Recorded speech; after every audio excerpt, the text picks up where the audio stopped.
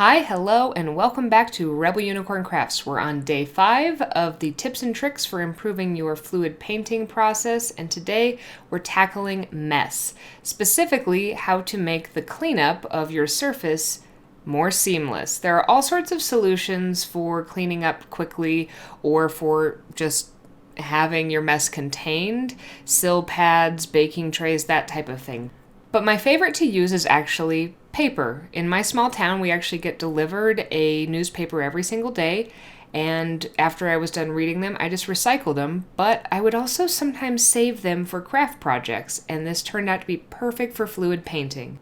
Since then, I've actually upgraded to a roll of paper that's actually made out of recycled newspapers, so it works pretty well, but I have this roll paper that I'm able to pull out, tear off, and then I tape it onto my table, just enough of it so that it's going to cover the surface below where I'm fluid painting.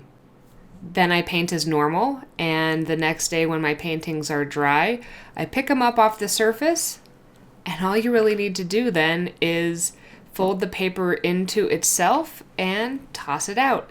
Some moisture does escape underneath it, so don't do this on a surface that needs to have protection from moisture, but it's a great tip. You can use this paper like I'm using, newspapers, junk mail, maybe save the leftover gift wrapping from Christmas.